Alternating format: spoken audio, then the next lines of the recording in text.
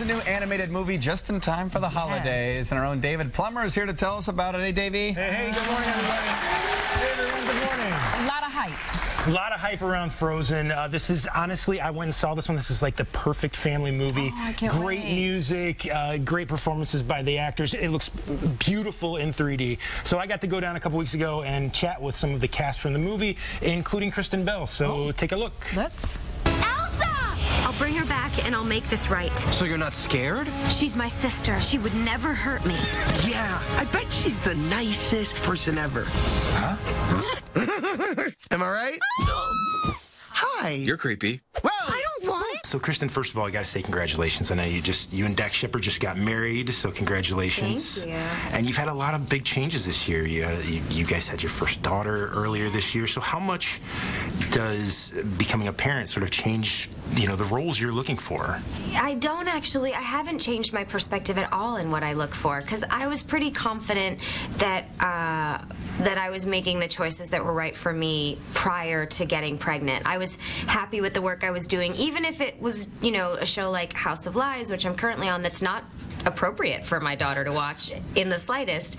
But I'm not ashamed of any of that work, I guess. There'd just be certain things that she can see when she's younger and certain things that she can't of my, I guess, body of work. But it is really exciting to be a part of a movie that she'll be able to watch very soon. Right, and when she's 25, for getting Sarah Marshall or something like that. There you go. Exactly. Or 45. Exactly, that's right.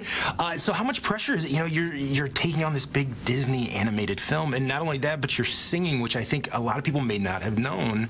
You're an amazing singer. It was a lot of pressure going in, but mainly just this imaginary, intangible pressure of being inducted into this little hall of fame that is, oh, I'm playing a Disney heroine. I will forever have my voice immortalized. It's always been something that I've wanted to do, but there were over 600 people that worked on this movie. So there is such a massive support system. You have 100 animators watching you bat a single eyelash and putting that into the character and making sure that this story is told visually, and really all you have to bring is the levels in your voices. And I am so comfortable singing, and music has been such a big part of my life for so long that I was really happy. So how much pressure is it having to sing opposite and singing a duet in some circumstances with Idina Menzel? I mean, one of the great singers from Broadway. One of the biggest nerve-wracking events of my life, without question. Because it's one thing, I know I can hold a tune. I'm far from the best singer on the planet, but I can sing okay. She is in the top 5 of the best singers on the planet, and that was immensely intimidating, even just meeting her. But she's so warm and demure and not at all what you think of when you see her stage performances. She's so out there and so ferocious, and she's just lovely and kind of fluid in real life. So she created this very warm environment that kind of dissipated all of my fears. One of the things that I really appreciate about this movie and some of the more recent Disney films, I've got a 5-year-old daughter, and you go into this, and this isn't like the old Disney movies where it's like the princess has to be rescued by the prince or whatever. This is really empowering little girls, I think, in a lot of ways.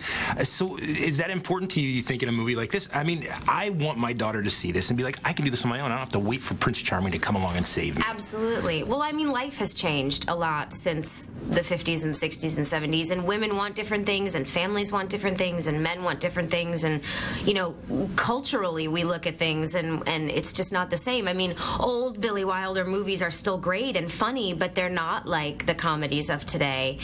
All that stuff, art evolves, and I think that Disney's done a great job at evolving their heroes and their heroines into not making it these sort of archetypes where the damsel in distress needs to be rescued and the only answer is Prince Charming. This story in particular doesn't really have anything to do with romantic love. It's all about the love of family and supporting that system that supports you. And really, at the end of the day, the whole message of the film is just, what does it mean to believe in someone that doesn't believe in themselves, and what a gift that can be. All right. Well, my last question. A lot is made of Love's True Kiss, and in a lot of animated movies, that's been a big deal. But this one is more about what would you do for the one that you love. So what's the biggest sort of gesture of love you've made in your life? Ooh. I had a baby for someone. There you go. I mean, not That's a for lot. someone, but I did. I was an easy bake oven for a mutual investment between the man I love and myself. All right. Well, very good. That's a big one. Thank you so much. Thanks. An easy bake oven. Yeah, I like that. That's right. That's right. Okay, well, thanks, David. Yeah. Frozen opens in theaters actually on tomorrow. And don't miss Windy City After Dark because we get to see David's interview with Idina Menzel. Holiday pancakes. They're coming up. That was weird. We'll be back with Plummer's Picks. I'll be back.